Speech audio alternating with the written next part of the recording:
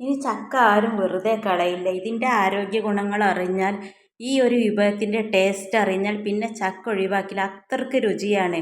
അതിലേറെ ആരോഗ്യ ഗുണങ്ങൾ കൂടിയുണ്ട്. അപ്പോൾ ഞാൻ ഏകദേശം ഇവിടെ ഒരു 20ഓളം ഒരു ചക്കച്ചുള എടുത്തിട്ടുണ്ട്. ഇത് ഓരോന്നോരോന്നായി ഉള്ളിലുള്ള കുരുകളൊക്കെ ഒഴിവാക്കി മുറിച്ചെടുക്കണം. ചക്ക കഴിക്കുന്നത് ഹൃദയാരോഗ്യത്തിന് ഏറ്റവും നല്ലതാണ്. ചക്കയിൽ ധാരാളം ധാതുക്കൾ അടങ്ങിയതുകൊണ്ട് ദഹനവുമായി ബന്ധപ്പെട്ട പ്രശ്നങ്ങൾ ഒഴിവാക്കുന്നതിന് ഒരു പ്രധാന പങ്ക് വഹിക്കുന്നുണ്ട്. വിറ്റാമിൻ എ, സി കൂടുതൽ ഉള്ളതുകൊണ്ട് കണ്ണിൻ്റെ ആരോഗ്യത്തിനും ഇത് ഗുണം ചെയ്യുന്നുണ്ട്. കുരു ഇങ്ങനെ ഓരോന്നായി എടുത്ത് മാറ്റിയതിന് ശേഷം ഒരു മിക്സിയുടെ ജാർ എടുത്ത് നമുക്ക് അരച്ചെടുക്കണം. ഇത്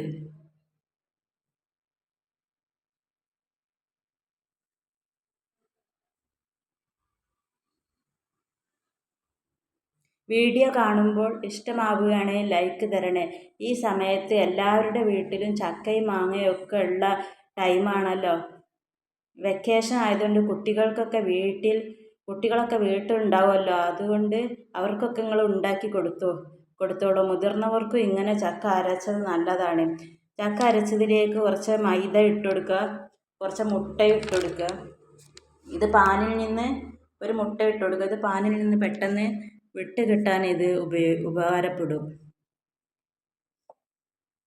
കുറച്ച് പാകത്തിന് വെള്ളം, ഫസ്റ്റ് തന്നെ ചക്ക അരക്കുമ്പോൾ ഇത്തിരി പാകത്തിന് വെള്ളം ചേർത്ത് അരക്കണം. അത് അതിനോട് ഒരു പാത്രത്തിലേക്ക് ഒഴിച്ചു കൊടുക്കുക.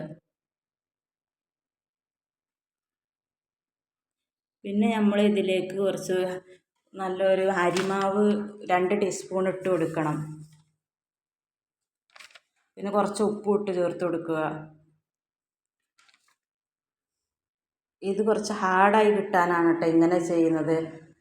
അധികം സോഫ്റ്റ് ആയാൽ പൊട്ടിപ്പോവും. അപ്പോൾ അത് കുറച്ച് ഹാർഡായി കിട്ടാൻ വേണ്ടിയിട്ടാണ് അരിമാവ് ഇട്ട് കൊടുത്തത്. പാനിന് പെട്ടെന്ന് കിട്ടാനും. വീട്ടിലുള്ള പച്ചക്കറികൾ ഏതൊക്കെ എടുത്ത് അത് ഇതിലേക്ക് അരിഞ്ഞ് ചേർക്കുക. ഇങ്ങനെ ആവുമ്പോൾ കുട്ടികൾ പച്ചക്കറി കഴിക്കുകയും ചെയ്യും. പച്ചക്കറി വീട്ടിലുള്ള എന്തൊക്കെയാണ് അതൊക്കെ ഞാനിപ്പോൾ എടുത്തത് ക്യാപ്സിക്കം, കാബേജ്, വലിയുള്ളി, ക്യാരറ്റ് ഇവയൊക്കെയാണ്. നന്നായി ഇളക്കി ചേർക്കുക. എന്നിട്ട് ഇത് നമുക്ക് ഇതിലേക്ക് കുറച്ച് കറി മല്ലിച്ചപ്പും ഇട്ട് കൊടുക്കുക.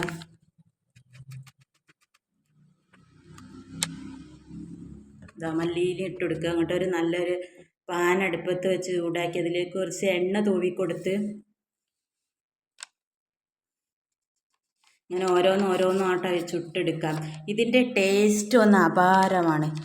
ഒരൊറ്റ തവണ ഉണ്ടാക്കി എൻ്റെ പൊന്നോ അടിപൊളിയാണ്, നല്ല രുചിയാണ്. വെണ്ണ ഇടയ്ക്ക് വേണമെങ്കിൽ തൂക്കി കൊടുത്താൽ മതി. ഒരു സൈഡാവും മറ്റേ സൈഡ് തിരിച്ചിട്ട് വേവിക്കണം.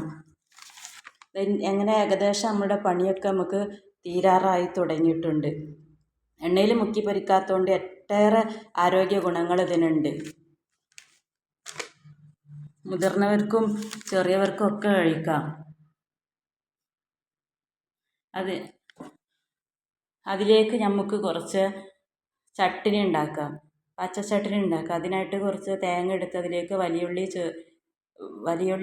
ചെറിയുള്ളി, വെളുത്തുള്ളി, മല്ലിയില, പച്ചമുളക് ഇവ ചേർത്ത് നല്ലവണ്ണം ഒന്ന് അരച്ചെടുക്കണം. എന്നിട്ട് നമുക്കിത് ഒരു ബൗളിലേക്ക് ഒഴിച്ച് കൊടുക്കുക. എന്നിട്ടൊരു പാൻ അടുപ്പത്ത് വെച്ച് അതിലേക്ക് കടുകിട്ട് താളിച്ച് അത് കടുക് മൂത്ത് വരുമ്പോൾ കുറച്ച് കരിവേപ്പില ഇട്ട് നന്നായിട്ടൊന്ന് ഇളക്കി കൊടുക്കുക. ഇതുപോലെ ചട്ടിനി ഉണ്ടാക്കുക. എന്നിട്ട് ഇതും കൂട്ടി കഴിക്കാൻ എന്തോ എൻ്റെ പൊന്നോ അസാധ്യ രുചിയാണ്. ഇത് നല്ലൊരു കോമ്പിനേഷനാണ് ഇതിലേക്ക്.